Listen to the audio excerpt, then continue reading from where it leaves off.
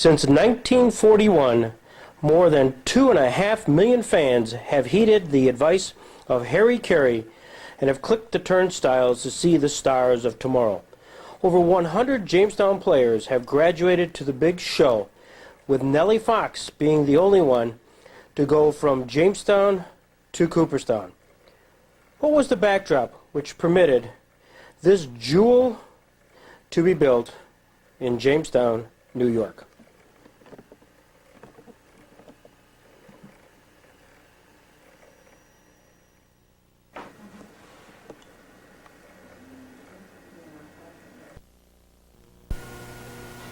The Jamestown Evening Journal of Tuesday, May 6, 1941 gives two big stories. The excitement of the dedication of the new stadium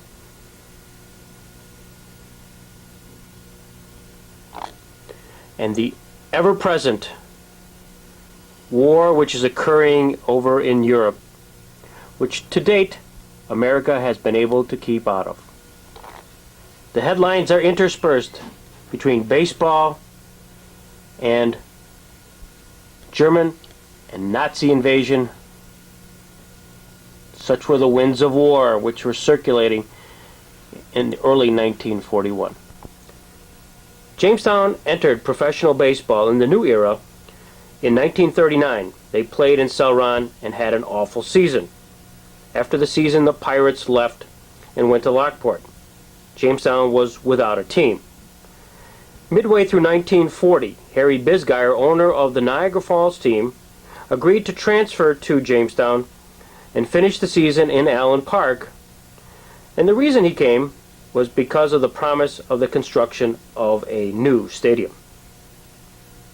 Hence the excitement in 1941. The two principal architects was Ernie Kessler, chairman of the Citizens Committee, and Judge Alan Barger, head of the Citizens Stadium Committee. It ran wild in Jamestown. And it was just like I've never left. You walk into that stadium, and you know that stadium looks just exactly as it did. When was that stadium built? 41. 41. Yeah. It was good it was built that year, wasn't it? Because following year, they wouldn't have put up the money for it because of the war. That's probably right. They couldn't have gotten bricks for it. All the bricklayers would be off training someplace. But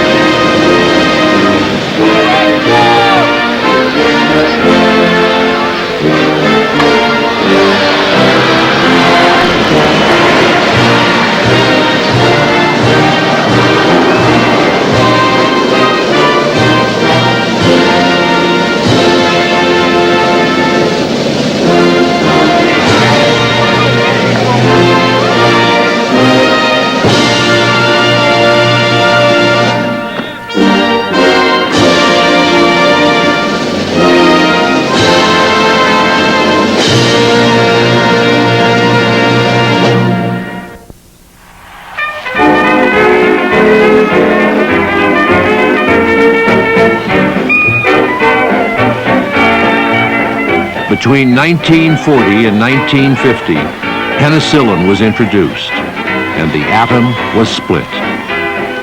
Orson Welles made his masterpiece, Citizen Kane. Rodgers and Hammerstein's Oklahoma opened on Broadway.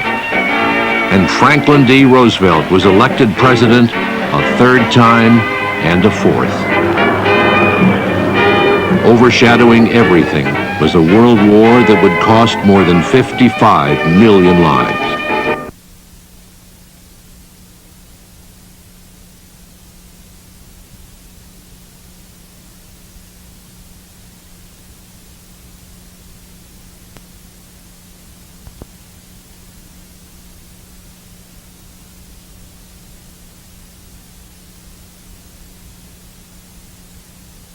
afterwards. Yeah. Because I can remember who played then too, I think. I'm pretty sure. Easy.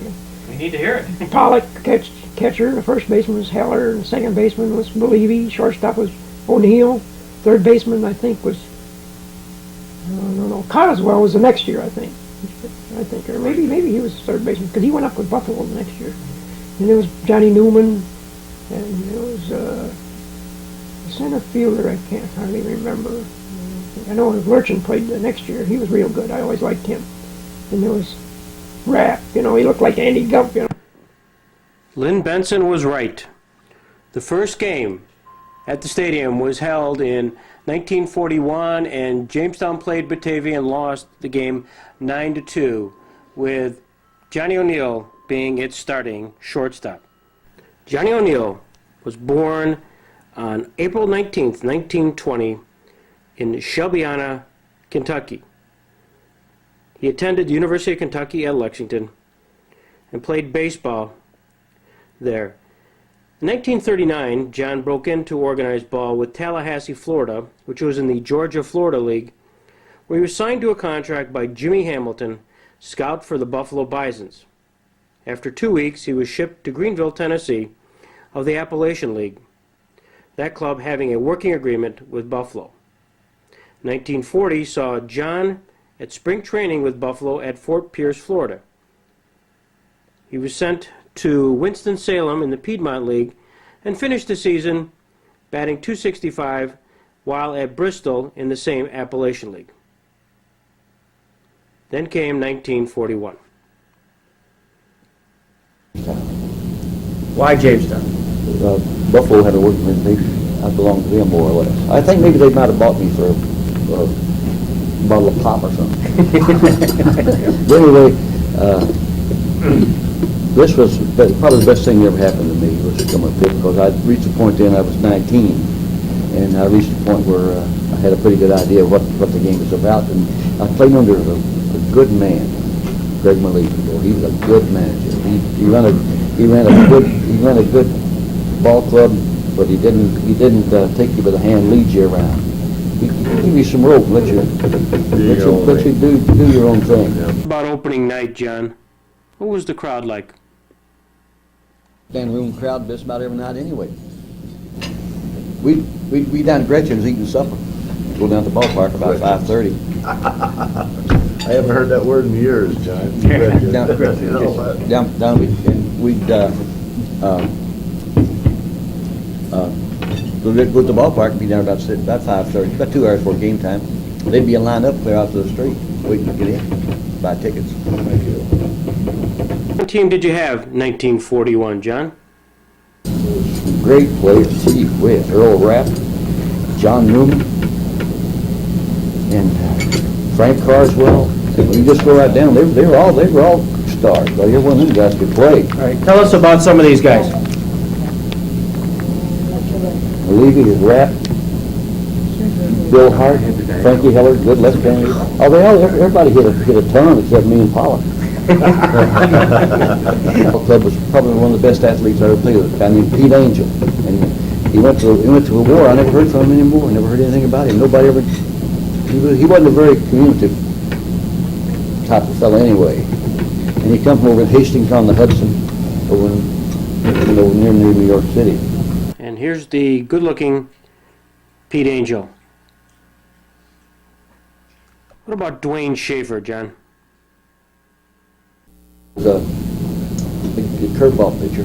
Schaefer, he's a 5-6 inning pitcher, and his curve is sort of straightened up a little, and didn't have the good snap on it.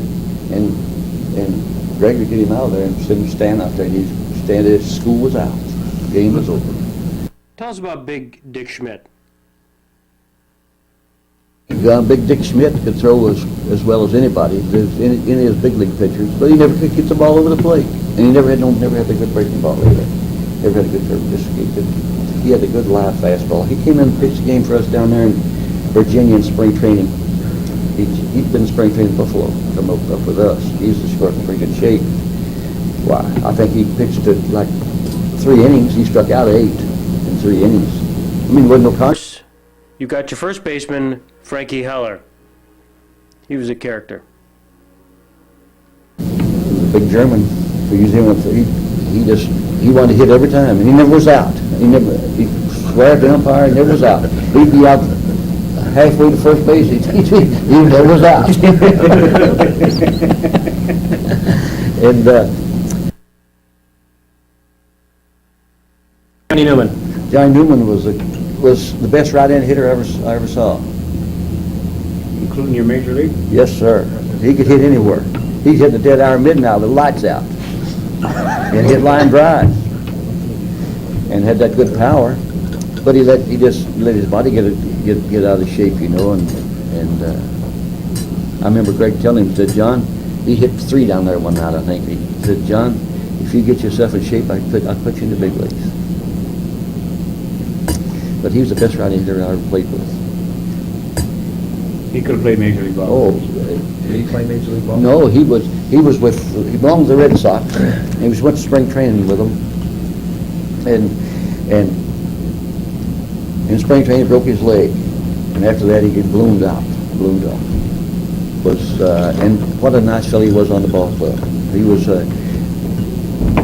was a stabilizer. No matter what went on in the club, John was on the right side. He'd get everything all straightened out real quick. Did Boy still in town? What about Olean's manager, Jake Pitler? Baseball man, real good. He worked for the Dodgers. He was still working for him when I went to work for him. And of course, he wouldn't go on the road, wouldn't go to the meetings and so on. I'd run into him occasionally. And the Dodgers took care of their people. Took care of Jake. Now, did Pitler put on a show for you folks here in Jamestown? Oh yeah, yeah. He was into it every day. Everybody wanted to sit on third base. Every day he'd start something every day. That's why he'd come before he starts something. Now, did that get you guys excited, or did you know it was a show? Who? The players. Didn't bother us. Yeah. We knew his show. And he was nice to us. He'd wink at you. You'd go into one of them tantrums. You'd work both ways. He'd give you a big wink.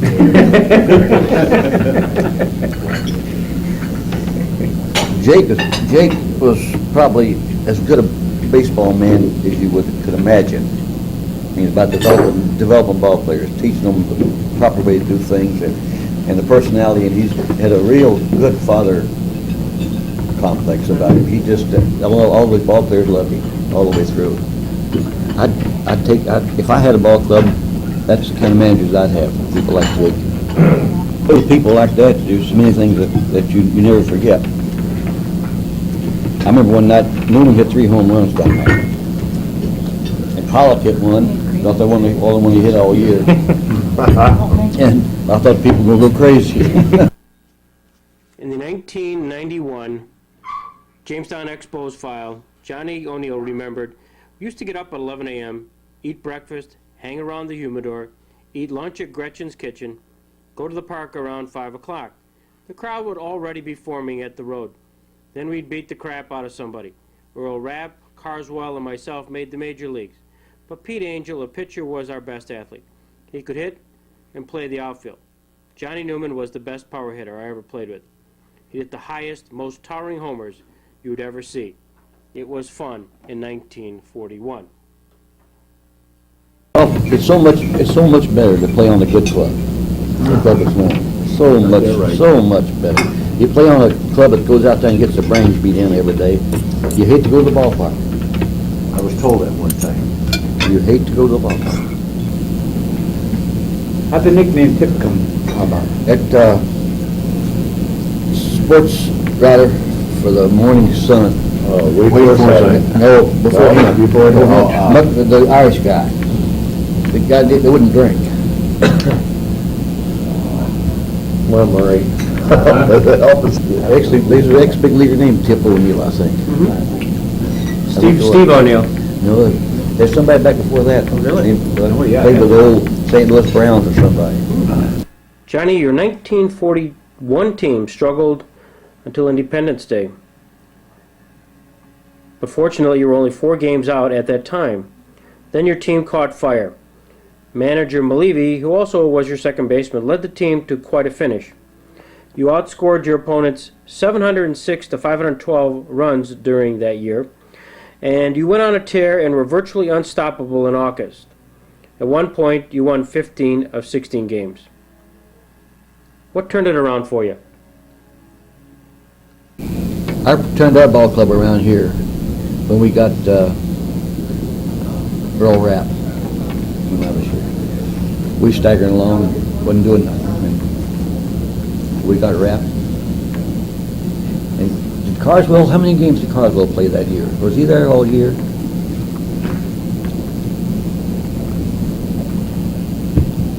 He's one of the few guys I ever saw could hit sinkers to right field. He's a right-hand hitter. He hit sinkers to right field. Now, not them curving balls, No. but he hit the ball, turn down like a left-hand hitter. You know, down left-hand hitter, jerk up on it. Yep. Doesn't say batted. Tell us about your roommate in 1941, catcher Johnny Pollock. We know you both married local girls and made your homes in Jamestown ever after your playing days were over. No, I never hit many. I probably in my career I hit probably 6 or 8. More than Pollock, huh? More than, well, I don't know how many Pollock hit after I left, but Well, we have it on tape. One. I'll say one thing. He could catch, but he was a good catcher. He wasn't afraid to block the plate. That's right. He'd block the plate on anybody. I enjoyed playing with him. He could throw. He'd throw guys out. Pick guys off second. You know, I'd sneak around behind. Like a little mouse. And, but I enjoyed playing with John. He was my roommate. I had to put up with him all the time. One thing about it, we wasn't making no money, so we didn't have much money to fool around with.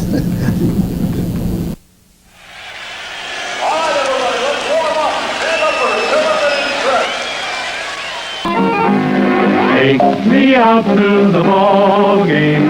Take me out with the crowd.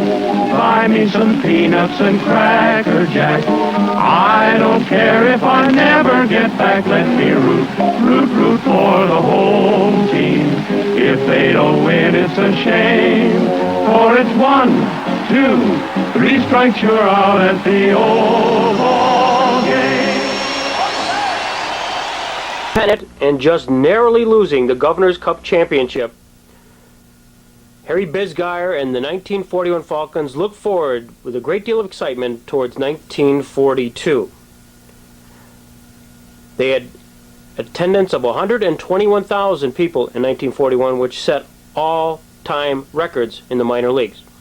There's a great deal of baseball fever in Jamestown. Very thought of you, and I forget to do the little ordinary things that everyone ought to do.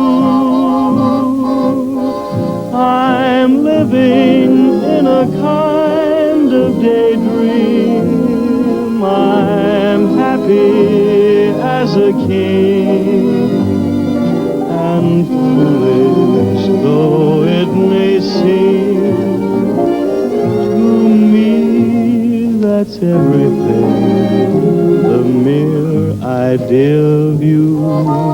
Batted .285 and ended the season by being proclaimed the most popular Falcon.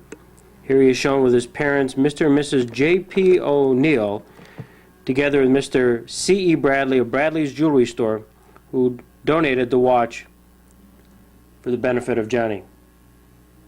He was recognized by his peers by being named on the All-Star team for the Pony League, together with Greg Malevy, Frank Heller, and Johnny Newman.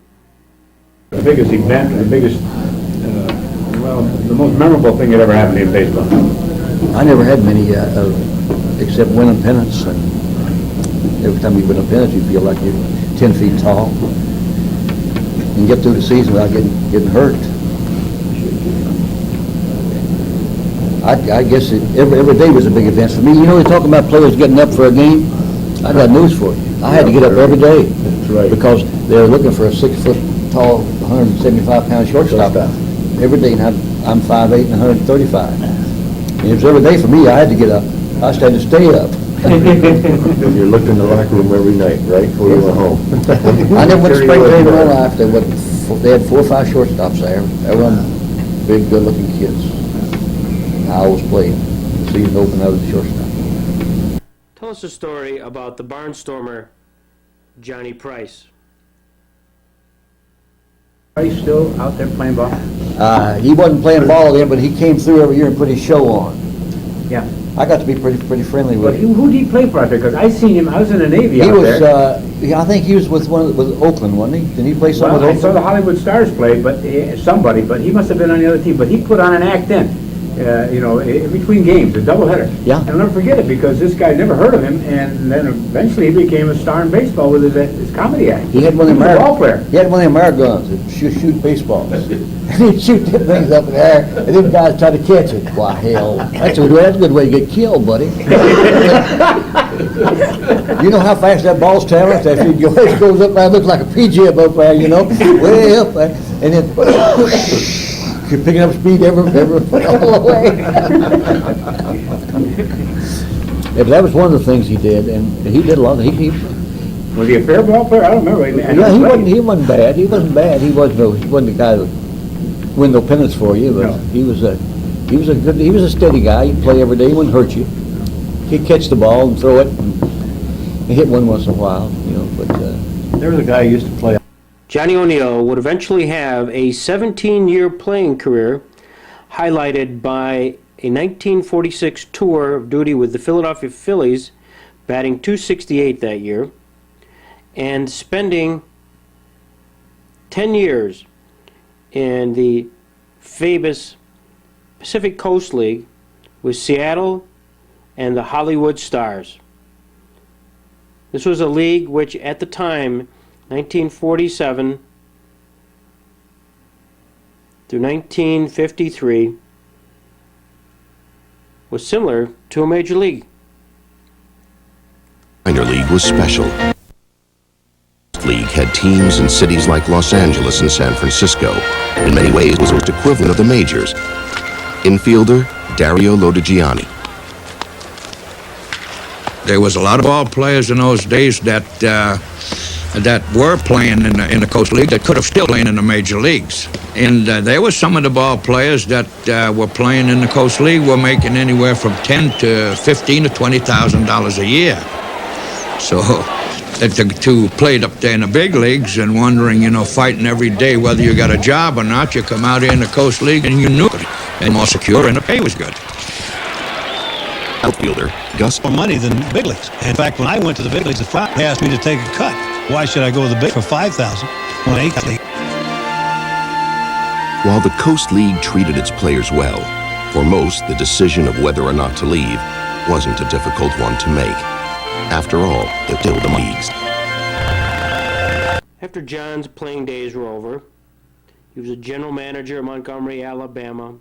He was a scout for the Milwaukee Braves. He came back to Jamestown and was a general manager for the Jamestown Falcons. Went back with the Milwaukee Braves as a scout and then to Atlanta. And was a scout then for the Los Angeles Dodgers. Two noteworthies that were signed by John were Bill Robinson, who played with the major leagues in Atlanta, Philadelphia, and Pittsburgh as an outfielder, and Mike Scioscia, the Los Angeles Dodgers. What a career. if I thought about it, I wouldn't have said some of that stuff. Well, that's precisely why we put it down there, and I'm not there. Vince? But nobody could be as lucky as I've been with my makeup, and size, and the amount of talent I had to play 17 years as a professional, and then stay in something that I really liked a lot, 44 years. Wow, that's great, John. 44 total. Wow, that's unbelievable. 40.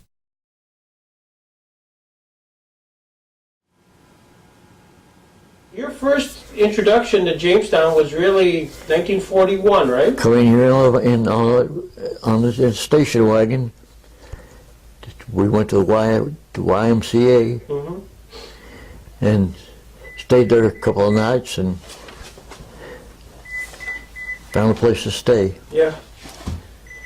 Did you, now the team itself was managed by who? Greg Malevy. Greg Malevy? What'd you think of Greg? Great. Yeah. Great. What made him so unique, John? His system of operation. Yeah. Get good players and let them play. You had a great year that year. Had a good year. And the fans voted you the most popular player. Yeah. Is that because you were the most handsome? Yeah. Oh. And your crowd you had was spectacular. Oh yeah.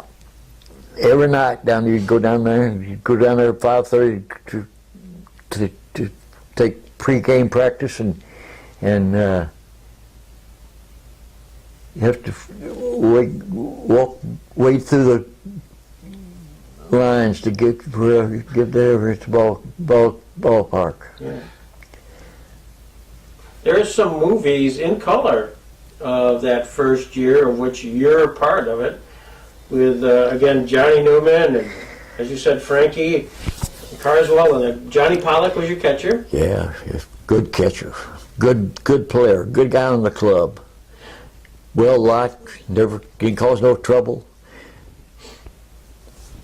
Johnny, you led off most of the season. You played shortstop.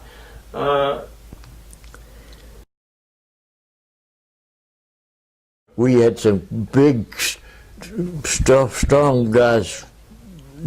John Newman and Earl Rapp and Frankie Heller, Frank Carswell. We had a great ball club. Right.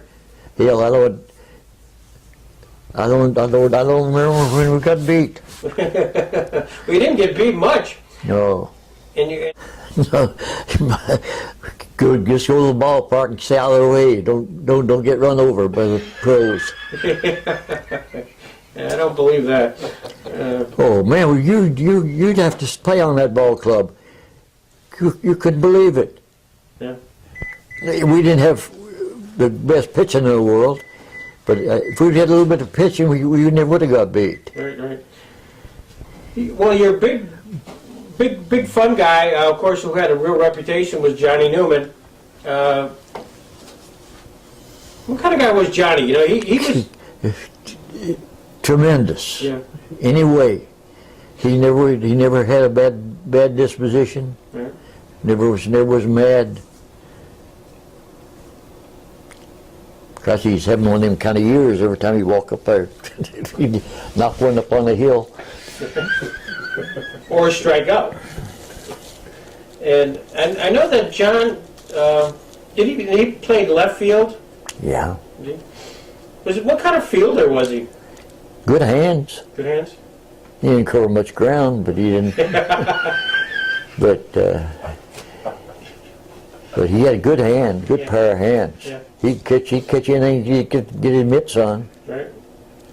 Then you had a guy named Earl Rapp who. Oh God, he was a great player. Right. Run like a deer, threw like hell, didn't know where he was going, and hit and run, and he could player.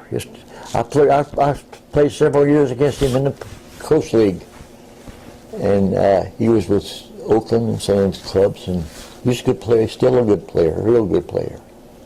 He ultimately, like you, he got to the major leagues, didn't he? Yeah. Yeah. He made several trips up there. Mm-hmm.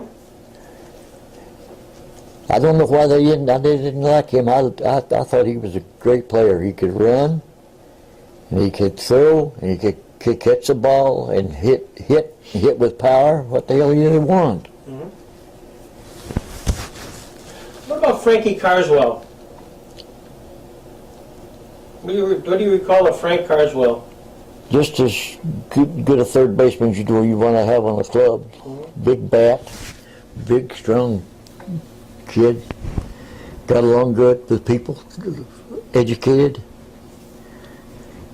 Was he the one that his mother would come up and Yeah, oh yeah, he was the baby. Yeah.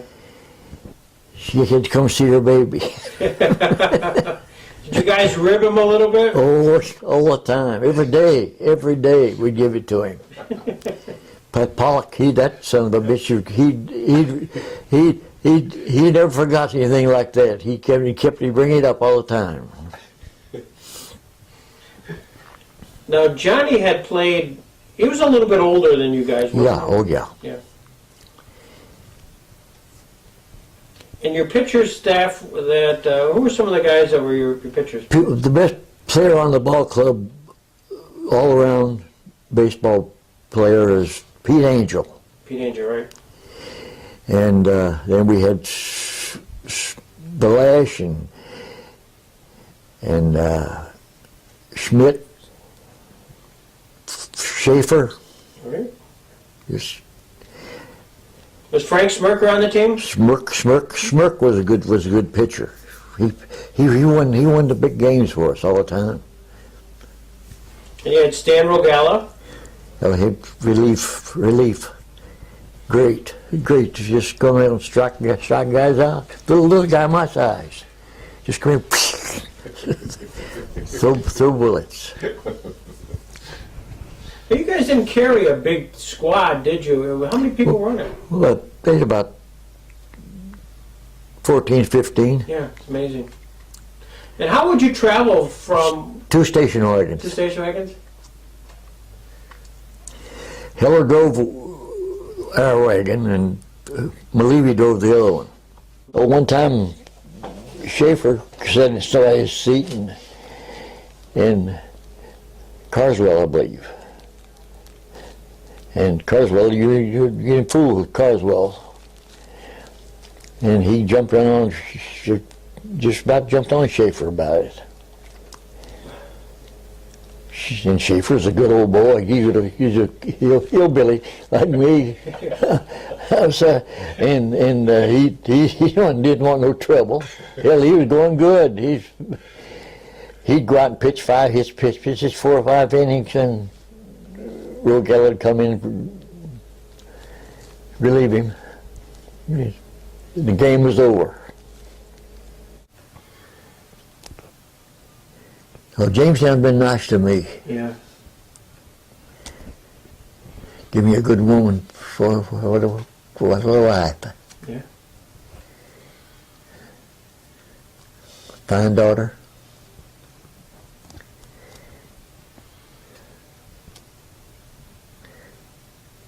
I enjoyed it.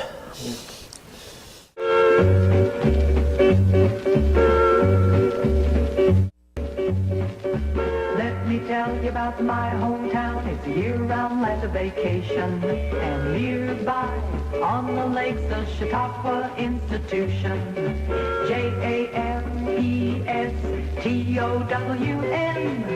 Jamestown, New York. That's my hometown. Jamestown, New York.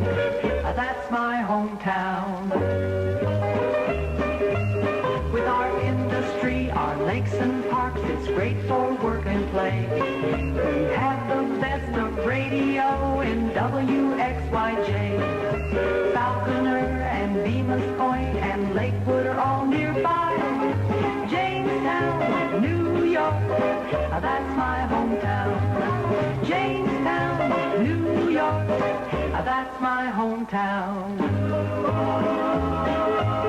When a product is stamped, made in Jamestown, NY, you can bet your bottom dollar it's the best that money can buy.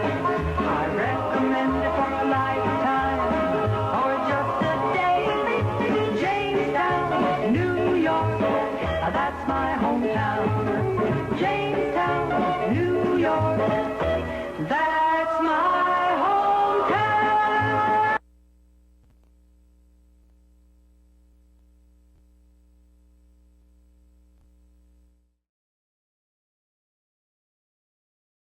The affiliate of the Florida Marlins and tonight's opponent, the Ebony Ironbirds. That is not all. Your program is also... You're the righty, okay.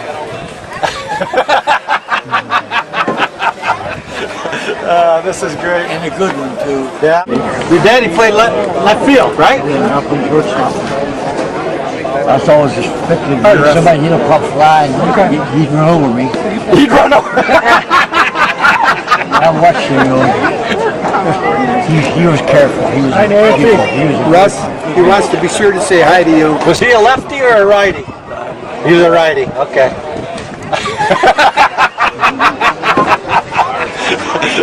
This is great. And a good one, too. Yeah? Oh, he was really fast, too, wasn't he? Wasn't he a fast runner, John? Didn't have to run where he hit him.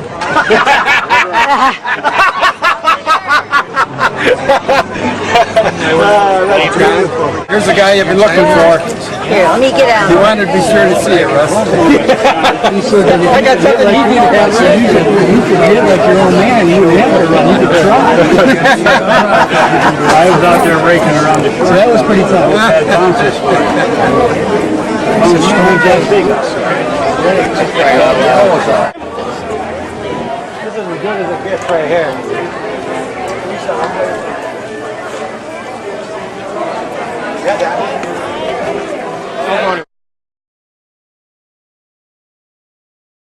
Really reconsecrate the stadium that you're currently at.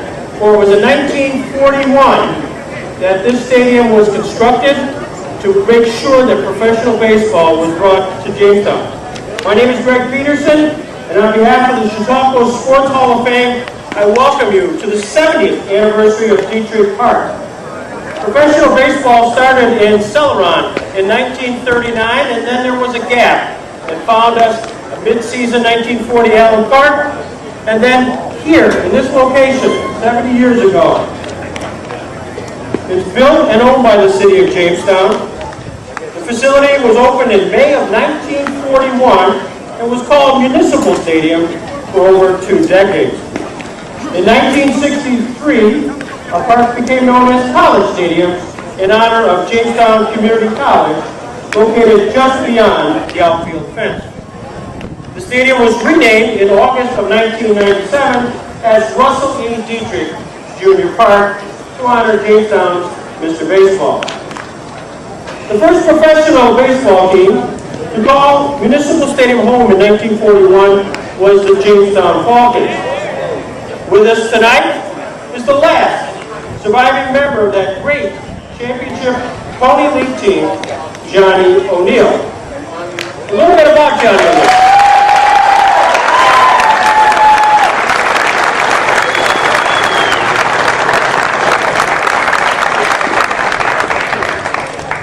A little bit about Johnny O'Neill. That year, 1941, he batted leadoff, played shortstop, and was voted by the Jamestown fans as the most popular player in 1941. However, that was just the beginning of an incredible career. John played at every level of pro ball, from the Class D Jamestown Falcons to the Major League 1946 Philadelphia Phillies. O'Neill was a manager, general manager, and Major League scout during his 45-year career in professional baseball. Originally from Shelbyana, Kentucky. Now you may know this when you talk to Johnny, he's retained that wonderful accent. He married a Jamestown girl and made our city his hometown. Standing with John, and I hope they'll recognize themselves, is his daughter Bonnie Bean and son-in-law Jim.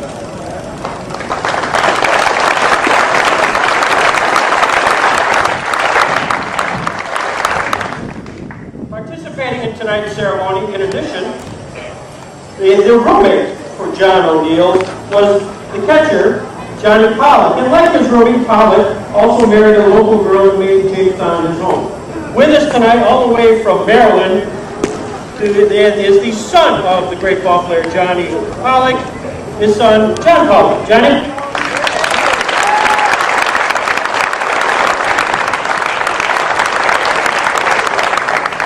Another star of the 1941 Falcons team was the greatest home run hitter in Jamestown history, outfielder Johnny Newman, known as the Babe Ruth of the Pony League. Newman also became a resident of our city after his playing days.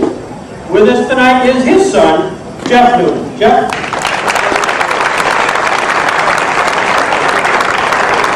1941 And it's my honor this evening to present, on behalf of the 32,000 residents of the great city of Jamestown, the highest honor that we have to offer in this community. I'd like to present to our friend and our hero, John O'Neill, the key to the city of Jamestown in recognition to everything that he has meant to professional sports in this community and the great example that you've set as a wonderful resident of our community over the years. Mr. O'Neill.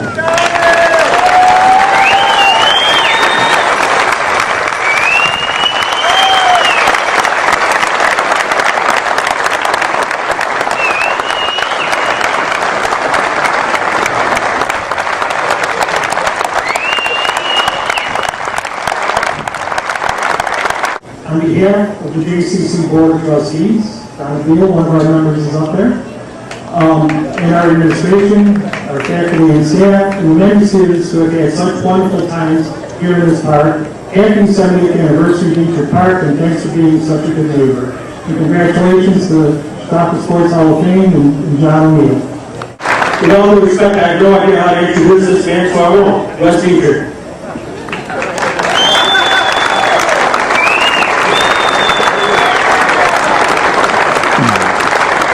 Thank you, Greg. Thank you, everybody. Nice to be here at the stadium tonight. The baseball game's about to unfold in about 3 minutes and 38 seconds.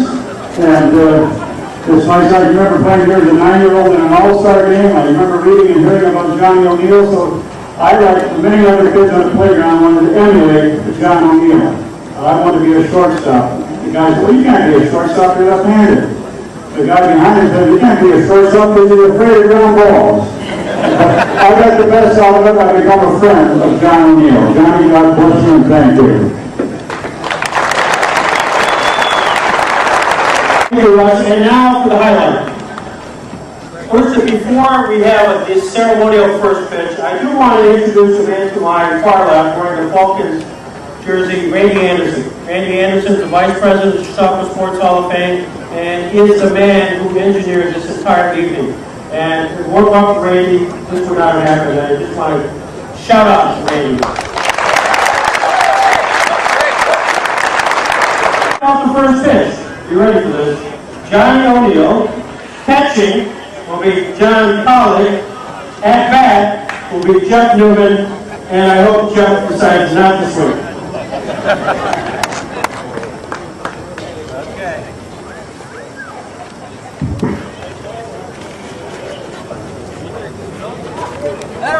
Let her rip, Dad. All right!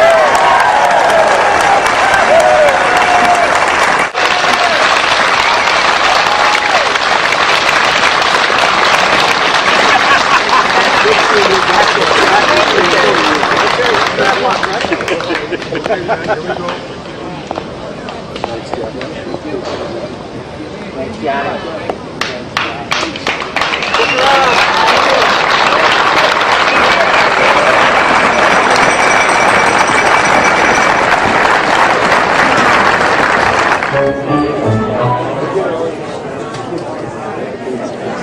You're right at it.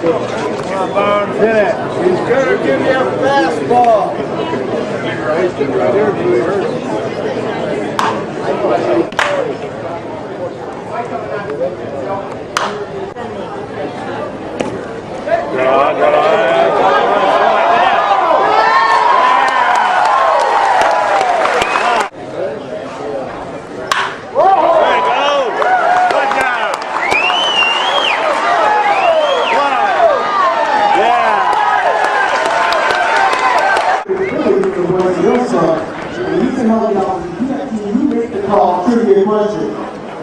So, Bill, what Jamestown Falcons player was selected to the Baseball Hall of Fame in Cooperstown?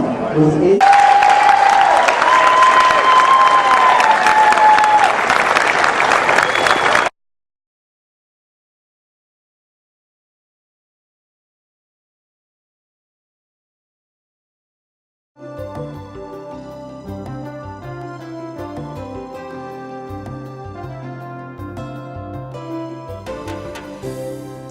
"70 years ago, a young man from Kentucky came to Jamestown to play baseball, and a love affair began. Baseball fans fell in love with John O'Neill, and John fell in love with our community. Fans of the 1941 Jamestown Falcons voted John as their most popular player and watched with pride as he worked his way from the minor leagues to the majors. John married a Jamestown girl, Jeanette Swanson, fathered a daughter, Bonnie, and made Jamestown his permanent home. John O'Neill played at every level of professional baseball, from Class D Jamestown to the Major League Philadelphia Phillies. During a career that lasted 45 years, John was a player, coach, general manager, and scout. John has often said that baseball has been very good to him. Well, John was very good for baseball. Our love affair with John O'Neill continues tonight as he receives Chautauqua County's highest sporting honor. I am proud to introduce John O'Neill as a 2012 inductee of the Chautauqua Sports Hall of Fame.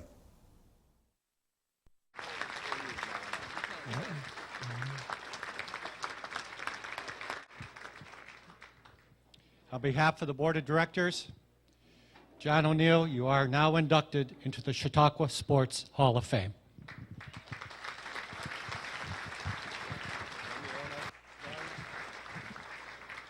Thank you very much, and it's all nice to be back home.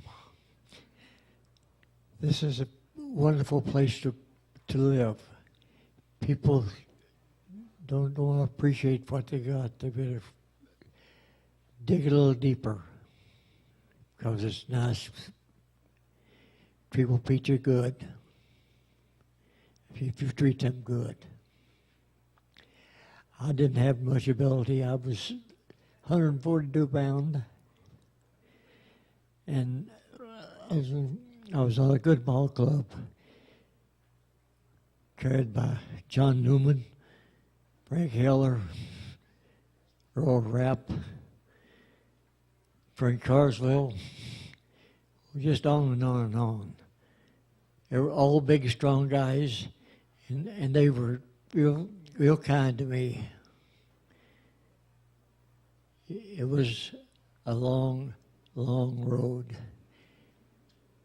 When you play every day, and sometimes you win, sometimes you lose. Well, that don't feel good.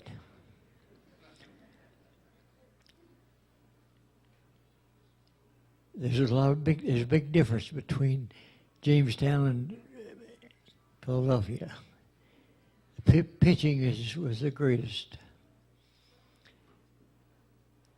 I could hit the ball pretty good with the little guys, but with the big guys I didn't hit it too well.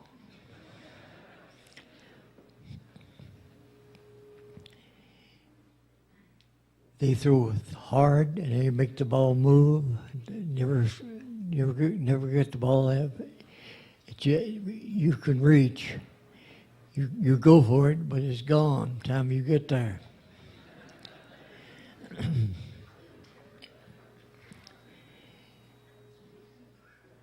My biggest stay in professional ball was in the Coast League. I was out there 10 years.